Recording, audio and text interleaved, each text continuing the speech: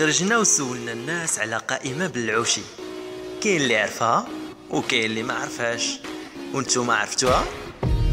باش نقربكم ليها لقينا واحد عزيز عليه بزاف وكيقلدها.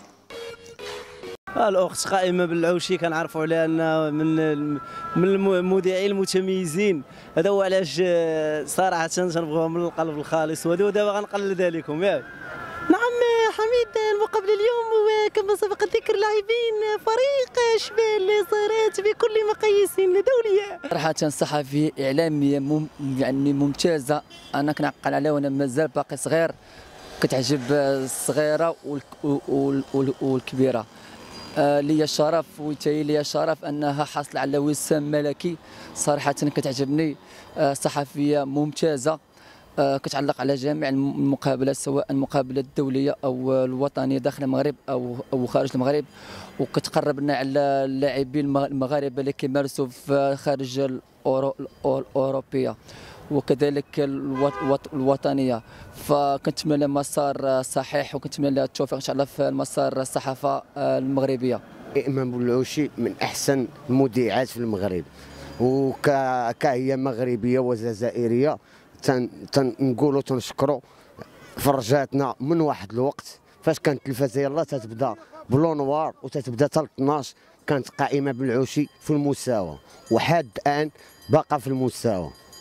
قائمه بالعوش اخا ما عديش مع هذيك، لا ما عديش معها، ماشي ما كنعرفهاش، المهم ما عديش معها، صافي كتجيني في شكل شويفه تشبع الساعات، لا راك عارف من عند الله، داكشي بنادم كيبان داكشي من وجهه، ما عديش معها الصراحه. القائمه بالعوشي ما كنعرفهاش الصراحه، ونقولها ما كنحشمش.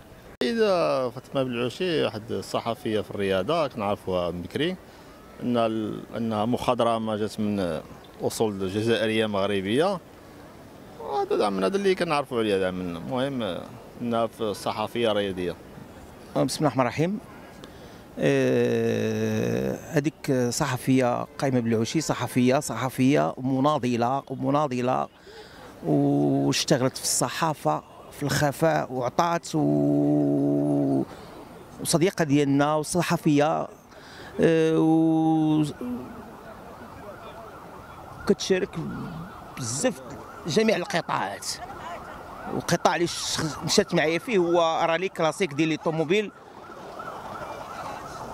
وعطات صحفيه في الرياضه في السبور في هذا وتبارك الله عليها، وصحفيه جنديه صالحه وصاحبتنا واختنا وحبيبتنا ديال 30 عام.